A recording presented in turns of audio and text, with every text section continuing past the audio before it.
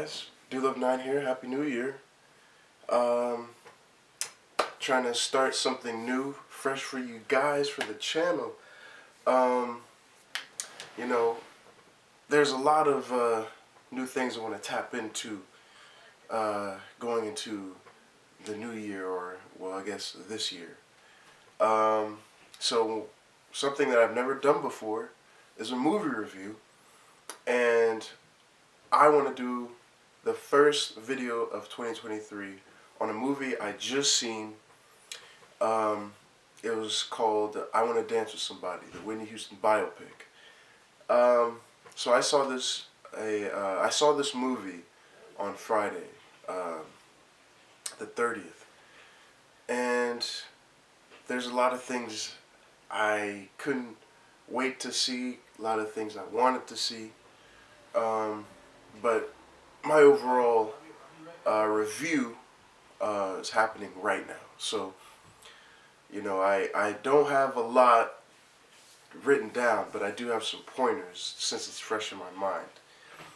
So, and again, there won't be too many spoilers, but like I believe most people have done with these things, is they'll timestamp the end of the spoiler or whatever. So I'm gonna take care of you guys. The movie's been out for a week at this point, so I don't think it's necessarily like it's too late, you should have seen it. No. So I'm gonna make sure, if you don't care about the spoilers, I'll just say it, but if you do, I'm gonna skip past that. Alright, so here we go. The first thing is my thoughts going into the movie beforehand. I was expecting Woody McClain to play Bobby Brown, but it wasn't like that, obviously due to the trailer. But I couldn't really see the Bobby Brown character in the trailer, so I had to wait until the movie came out, and then there was a second trailer. So it wasn't him, because, seeing that they did the New Edition story and then the Bobby Brown story, I figured that that's who they would carry on to play Bobby Brown. I think there was the Bobby Brown actor was a little bit more reminiscent of Bobby Brown, so I'm not too mad about that. The character who played Whitney Houston, Naomi Ayaki, I believe that's how you say it, she did a great job. I thought she was Zashir Zameda from SNL for some reason, but she did a wonderful job playing Whitney Houston, and she had all the mannerisms too, which was crazy.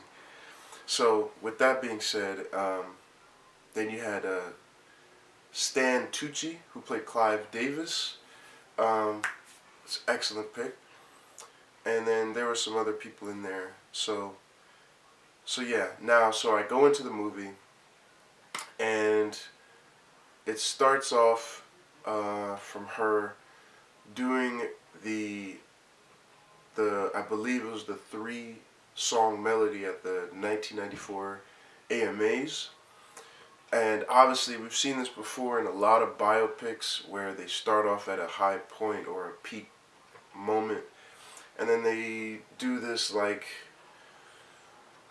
I don't know, this foreshadowing of what's going to become the backstory, and that's what they did. So they started off with that.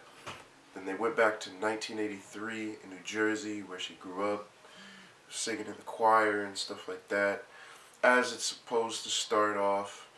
One thing that caught me by surprise, and this is one of the spoilers I was talking about, so make sure that if you don't want to see this or hear this part, I'm going to timestamp it. So, that being said, one of the parts that surprised me the most about this movie was there was a character in the movie named Robin. I believe they met at like a park or something. And they just said, hey, they didn't really have some kind of, complicated introduction. They just said, where are you from? I'm from New Jersey. Oh, wait, what school do you go to? I go to this academy. And whatever. So then they start walking, and she's like, "Oh, you should come to Sweetwater's. I think it's the club that her mom performed at. She did background for." And she's like, "Okay, I'll come." So she comes and watches her do the background and stuff. So then they start getting close, and I don't know, something something after that happens. I believe it was like a fight with her mom. I believe her mom and her dad got into a fight or whatever, and she went into some random person's room. I would assume it's her brother, sibling, and she starts doing like drugs. And then all of a sudden, they're all like, Robin and Whitney are like close up together, and then eventually it shows that they had like a little relationship. So I didn't know that Whitney Houston had like a gay side of her. You know what I'm saying? So that was shocking. I never knew that. Obviously, what it turned out to be, it just turned out to be young love. Continuing on, so 1983 New Jersey, and then we know that she was in the choir, some background for her mom, things like that. So, and then it gets to the part where Clive Davis visits Sweetwater, and you know, um, Whitney Houston's mom fakes a cough to save her voice, so she asks Whitney to open the show. She opens it up with, what song was that? So it's I would have to look back into it, but post editing, but it's a familiar song. Um, yeah, so she opens up the show, and Clive Davis, takes her on immediately. But this is where it gets confusing at some points, because so the pros and cons, I'm gonna go over the pros and cons, but one of the cons is that the movie felt really, really fast. Okay. Um, so after Sweetwater, she's in the office of Clive Davis already, and talking about contracts and whatever, and that leads to her first single, which was I guess in the movie, or no, it my mistake. It doesn't lead to her first single. She's choosing songs, but she goes on to Merv Griffin and performs um, something on there. And then that gets into her first single, which was, uh,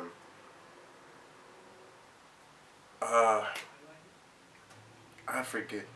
I keep forgetting the song, and I just saw the movie, but it was one of her earlier songs. I believe it was How Will I Know? That's what it is. She gets her first single, How Will I Know? And I'm like, we just went from New Jersey to How Will I Know already? And then 30 minutes, 20 minutes later, we're already on, um, I Want to Dance with Somebody. Then an hour later, we're already into The Bodyguard. So the movie felt really, really fast paced for what I wanted to see. There was even a part about her sleeping with Jermaine Jackson, of all people. But yeah, so as we're going along, she's dipping her toes into the music industry. I mean, as music fans of Whitney Houston in general, you probably already know about the accolades and all the things that she's done with her music, so they briefly go over that stuff. I guess that's why it went so fast. So, like, the music videos, then her getting booed at the Soul Train Awards. Um, you know, just stuff like that. And yeah, it was just kind of, I guess you're supposed to know that those happened because you could just go back to it. But I mean, it must have been a hard movie to make. She had to mouth and lip sync everything because you can't really get that volume. But man, it was nice to see where things started. Um, so they don't really stress about the time period too much in the movie, which is different from what I've seen in other biopics. You know, like in Bohemian Rhapsody, they always specifically stated which time period it was and when in order. Um, and then there's other biopics like the Beach Boys biopic, which I think did a very different viewing of the Beach Boys. Well, particularly Brian Wilson, with him in the '60s and him in the '80s. But yeah, they didn't really show. They really just showed from 1983, and then they just let the movie carry on through the time period, and then you're supposed to guess where it is. Whitney, from what I saw, um, she didn't really write any of the songs. She kind of just did uh, remixes or covers, and that became her single, which I thought was very interesting. Um, so Clive was seemed like a very cool dude. Um, Whitney was very pressured by her dysfunctional family, um, but she's from like the hoods of New Jersey, so she's pretty tough. So after the whole thing that I explained, it then jumps to um, the Super Bowl. Or before that, it goes to Bobby Brown, and she meets Bobby Brown. Then Bobby Brown wants to marry her, and stuff like that. Then it gets to the Super Bowl, which is, again, the movie's moving really fast, so we're already at the Super Bowl. And I believe this is Super Bowl 28. And she does the Star Spangled Banner. Um, and like I said, that a lot of people remember that Super Bowl and that Star Spangled Banner, particularly for how she did it. But she came out in joggers and a windbreaker. So she just wanted to be herself. So I liked that part. I've been waiting to see that part. I was not alive during that time.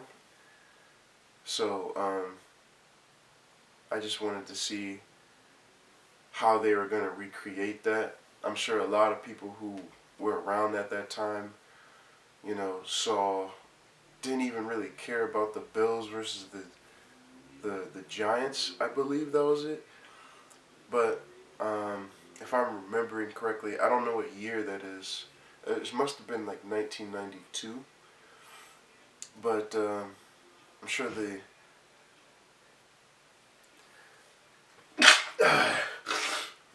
I had time to start sneezing.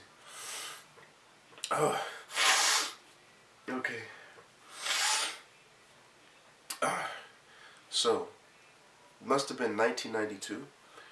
But I'm sure that they didn't start doing Super Bowl halftime shows as extravagant as they are now until like the year later when Michael Jackson um, did it. So there's that. So as time goes on, Whitney's becoming more of a star. She's doing more singles, and then her albums start beating things. So she beat the record. She beat the record for the most consecutive #1 Billboard songs or albums, something like that. So she beat the Beatles, and I never knew that. So that was cool.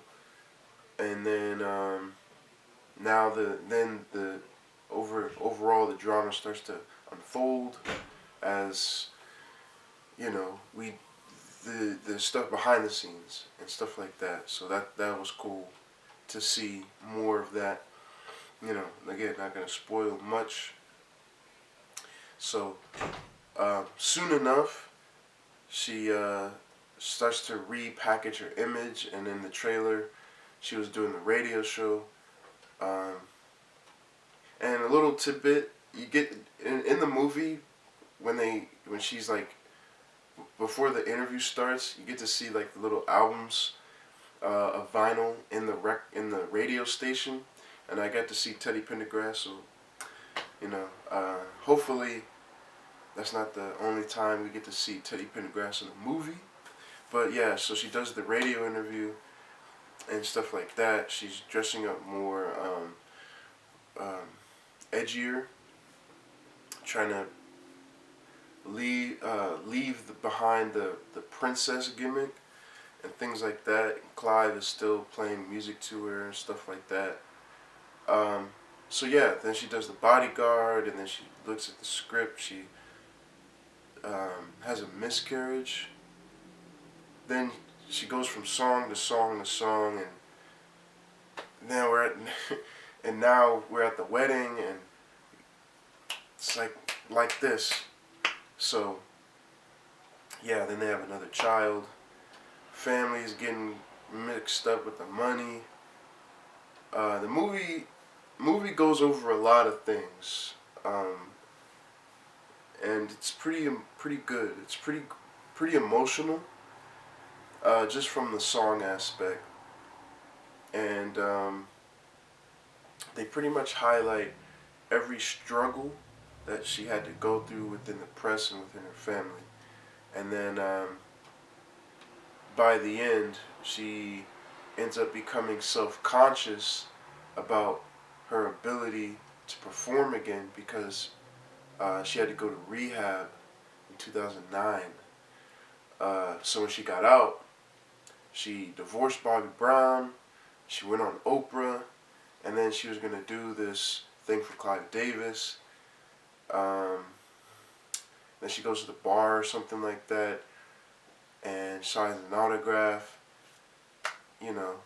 just being normal. Then she goes back to the hotel, and I think that's when, she dies. But they don't really showcase that part in the movie. They go back to the beginning where they show her performing the 3-person melody. And at first she didn't want to do it because it was super difficult. She didn't have a lot of time to breathe, she said. But I don't know, she just was able to do it. Her voice, they didn't go over everything. Like, they didn't do like anything. They didn't like go over the Cinderella with Brandy or anything, or the Mariah Carey duet for, what was that movie? The Prince of Egypt. Like, they didn't do anything like that. They did do her like stuff with her dad. Of course, the drugs and stuff like that. Robin, Bobby Brown, her daughter, stuff like that. But yeah, it was a pretty good movie. I liked it. It's a great sing-along. If you know the words, nostalgia. I don't know if it's gonna be a good box office hit due to the amount of people that were there after the first week, but I would say it's a good, I give it a 6.8. A 6.8 out of 10, just because it moved really fast and there wasn't really anything to gravitate towards up until the ending portion of the movie. So I wanted to know more, but I didn't really get anywhere after that because it just quit. World tour. She performs for Africa at some point during the movie. She like cancels a tour. So it's yeah. But she did have some interesting stats that they had at the movie. She said, I think it said that she tied Michael Jackson for winning the most amount of awards in a single night. So they're tied up into that. Yeah. So little things like that. So hopefully that was a good enough review of I Want to Dance to Somebody. I still think it was great. It wasn't underwhelming, but I just wanted to know more about some of the other songs that she made, and also about The Bodyguard. So that's my take on the movie. Thank you for watching. Happy New Year. Hey, pipe up, hey, money in the bank got me feeling like I'm Edge. Allegiance to the money is the only thing I pledge. Laughing at these niggas that be thinking they ahead. Predator on beats, I done came with infrared. Better know how much you worth, cause if not, niggas using you. Niggas hit the block and switch sides like a Rubik's Cube. Niggas wanna get a verse from me, but I'm acting mute. You ain't got no money, why you here is what I'm asking you. Got her chasing after me just like the Mari show. Heard that I was tagged, now she wanna be Miss Retro. She ain't the one. Got your girl out here frozen, need to let her go. Hit her off the top, turnbuckle like a Hardy, bro.